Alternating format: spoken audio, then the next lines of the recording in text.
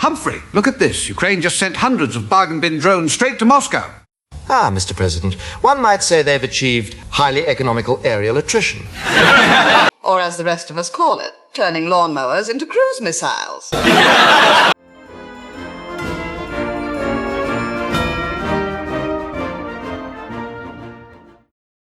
Ukrainian long-range drones have now hit 8 of Russia's top 10 refineries, slashing output and forcing Moscow import petrol and diesel from India.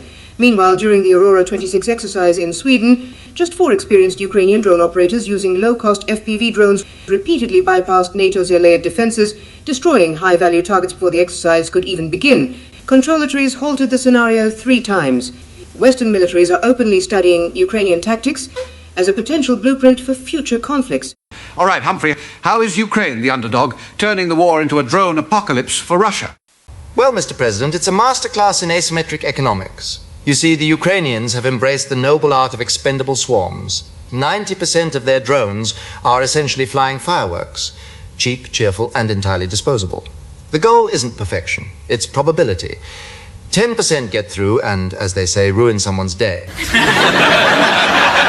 So they're just throwing dollar store junk at the Russian army until something explodes? Precisely. And herein lies the genius of the fiber optic relay. No more brave operators hiding in the red zone waiting to be relocated by Russian artillery. Now they sit safely 50 miles in the rear, connected through a daisy chain of signal towers and cables. Translation. They stopped getting their best pilots blown up every week, so now they actually have veterans who know what they're doing. Shocking how that works. But wait, Humphrey, Russia is importing petrol and diesel back from India, the same India they export raw crude to. How on earth does that make economic sense? Ah, Mr. President, it is the exquisite beauty of globalized supply chain deniability. One sells raw crude to New Delhi, they refine it with exceptional geopolitical neutrality, and then sell it back to Moscow at a modest Western-sanctioned markup. It is in essence the exact same Russian oil, merely carrying a much more passport-friendly paperwork trail. But Russia has a massive military-industrial complex. Why can't they stop a bunch of kids with toy helicopters? Ah, the classic bureaucratic tragedy. Russia's supply chains are, shall we say, sanctioned into creative inconvenience. Meanwhile, Ukraine has thousands of garage tinkerers iterating designs weekly. The result? Millions of FPVs planned for this year. Some estimates put it at 7 million or more, and Russia's radars keep confusing them with birds. And here's the best part, Jim. Each cheap drone costs less than a fancy Western artillery shell. They're basically using dollar store missiles to set fire to billion-dollar oil depots that are about as well defended as a gas station at 3 a.m. So is Russia actually losing?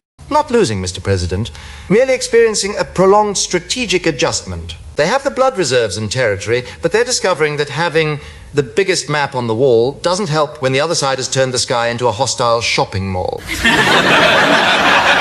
Even NATO got a rude awakening in Sweden last month. Their pristine, multi-billion-dollar formations were utterly dismantled by 4 Ukrainian operators and some off-the-shelf FPVs.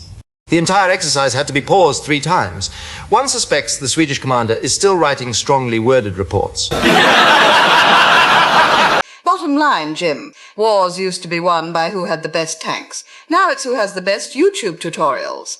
Russia's learning the hard way that quantity has a quality all its own, especially when it's cheap, numerous, and piloted by guys who've racked up hundreds of hours without dying.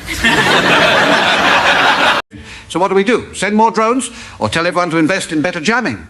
We shall, of course, continue to support our allies with the full measure of thoughtful technological partnership, while carefully calibrating our response to avoid any unintended escalation toward a broader kinetic exchange. He means we're all hoping the drones don't get too good at their jobs.